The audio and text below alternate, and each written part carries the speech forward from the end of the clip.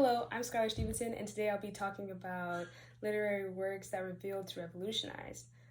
And some of the literary works that I'll be talking about today would be Tall Tales from the Mekong Delta by Kate Berberman, Sometimes the Rain by Benjamin Sainz, The Lottery by Shirley Jackson, Matilda the Musical, directed by Matthew Warchus, and lastly, The Prophet by Khalil Gibran.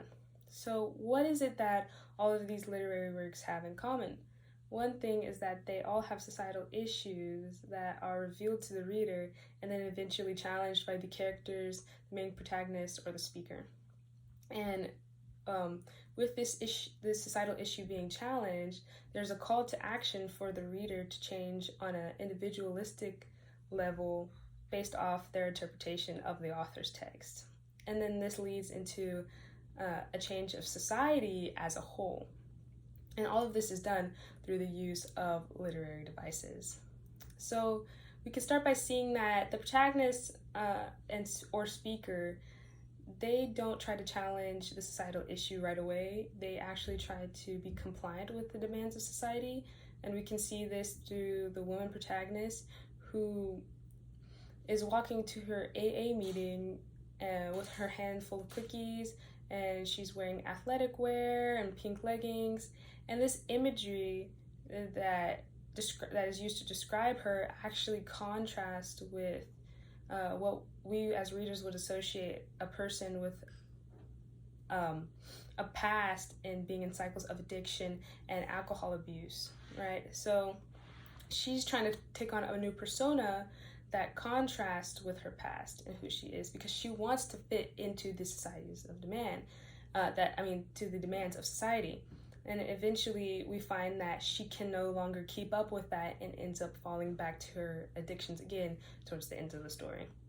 We also see this in the character of Brian, who contrasts with the character Neto, the main character Neto, in a way that we see that Brian chooses to pursue a life based off the constructs of toxic masculinity by pursuing a career in the military in order to be seen as a successful man in the eyes of his father, while Neto chooses to reject the demands of his father and chooses to be seen as a failure in order to find himself and to pursue himself in the profession of being an artist, right?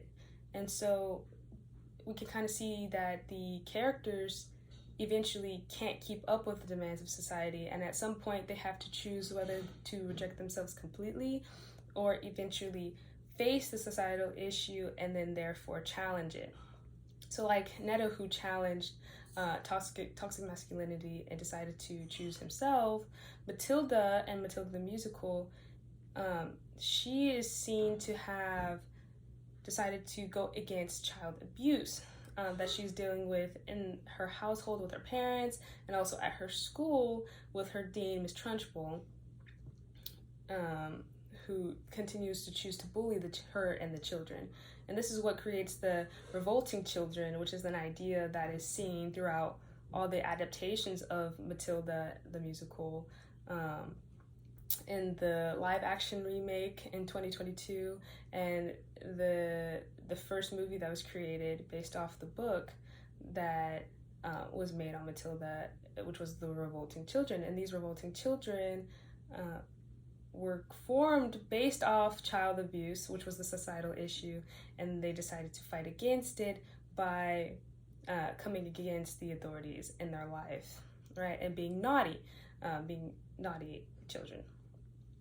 Right, and so as the author is delivering their message, the author chooses to do this through the literary devices such as symbolism and appropriation throughout all the adaptations of Matilda, symbolism in Tall Tales of the Mekong Delta, where the color blue is constantly surrounding the main woman protagonist as she's in this constant battle with her and her addiction.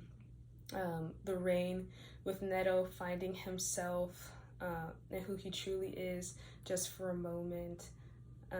Also in The Lottery, where Khalil Gibran is describing the constructs of how a marriage should be, right? And he describes it as the strings of a lute that quiver, right? So strings aren't touching each other, but they do play the same music together, right? So they're united, but yet there are boundaries in the relationship as he forms the ideals of how marriage should be for the reader.